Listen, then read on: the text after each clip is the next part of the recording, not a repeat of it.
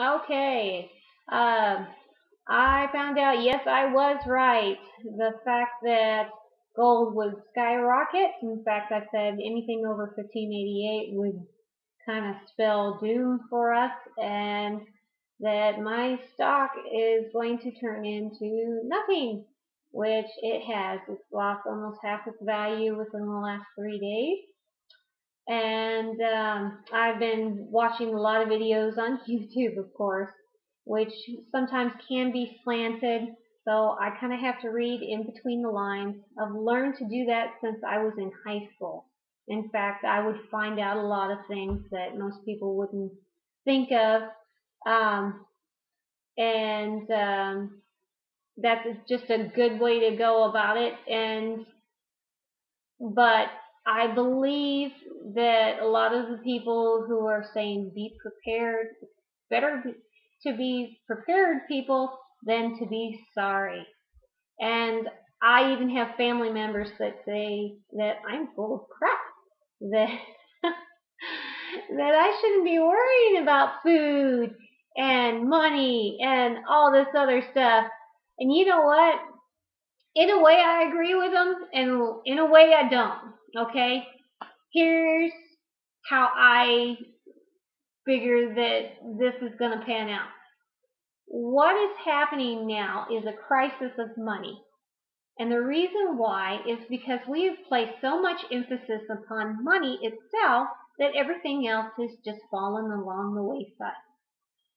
I've told in some other videos that I can actually see colors, electromagnetic fields around people, and I believe this from a scientific standpoint, that people actually vibrate at different levels. In fact, there are it's been proven that there are several dimensional levels above us and below us. In fact, I believe that we are within the fourth dimension. But okay, to back to the issue with the economics though. It is better to be prepared than to be sorry. We absolutely have to be prepared. Okay, and the ways that we can be prepared is to, unfortunately, stock up on food. Food rises at an annual percentage rate of 5% every single year, regardless if the economy is in a good shape or in bad shape. And obviously, farming industries and canning companies and grocery stores have all done this on purpose. And you can obviously look up a newspaper from the 1940s on microfish and find out that a gallon of milk was 45 cents. Okay, and now it's over 3.50 a gallon, and it will continue to go up, which means whatever money you make, obviously it would go. It would make sense that you would need to make more money to support yourself. So that's why more and more people are becoming subsisting on welfare, subsisting on Social Security and Medicaid and all this other stuff. And it was all well and good that people had these pensions and Social Security plans and Medicaid plans.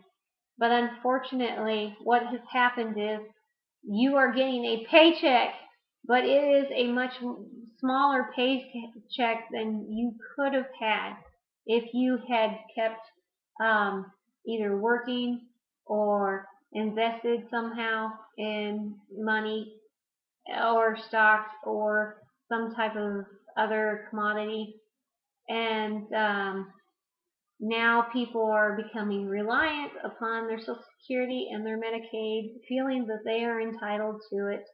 And what is happening is it's creating a drain, especially on the people that are just going into the job market. Because not only are you paying for the people that are entering into the job market, as in training, I mean, even college, it is becoming substantially higher and more costly to enter into the job market while these other people are getting a pension. Okay? And I don't understand why some people are so angry because they were getting money for free and now they're not getting as much money for free. Free is still free. And if you want to help your fellow man out and you want to help your brothers and sisters and your grandchildren, okay, that are still in the working class society, you need to just give a little, okay? Now, I have to admit as well, government is kind of wasteful and that we actually need to downgrade the government. It needs to become smaller, okay? That way, like for instance, Social Security. What was it? I think for every $2 that you put into Social Security, you only get like 75 cents or a dollar's worth back out of it.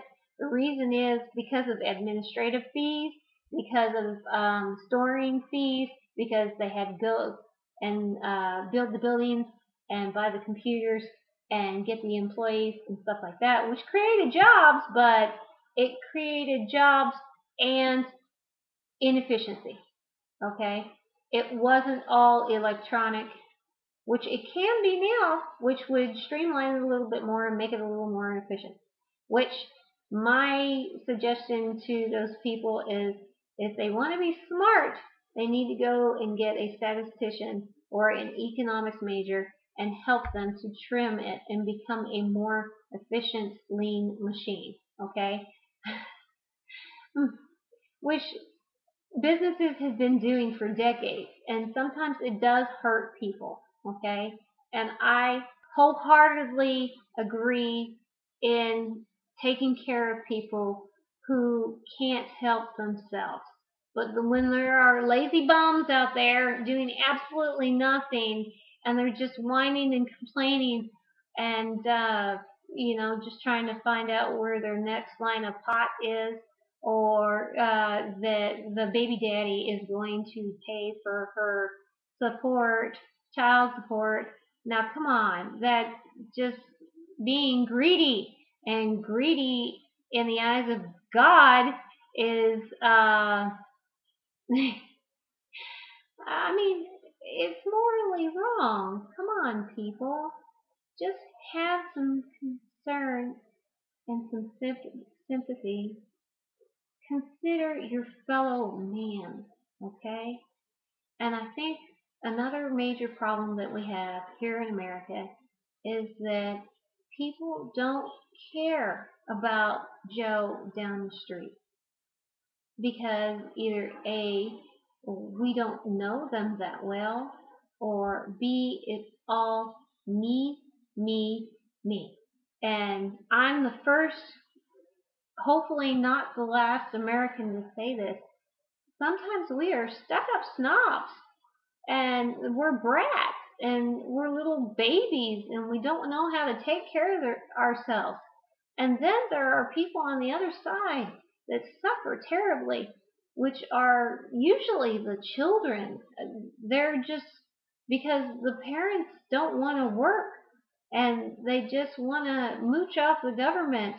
And the government is wrong in either A, um, forcing them to basically get this and tell them they're not worth it, or B, making it so hard to actually go out and get a job. Because I know for a fact that any woman with 2 children cannot get a job if they're making close to minimum wage and subsist off of it. In fact, you make a loss, and that's what my economics professors have been teaching me. Is it feasible for somebody to work or take the bus or whatever, depending on their economic status? And sometimes it is feasible for you to take a bus. And then other times it's not. If you make $25 an hour, obviously it's not going to be feasible to take the bus. So Anyhow.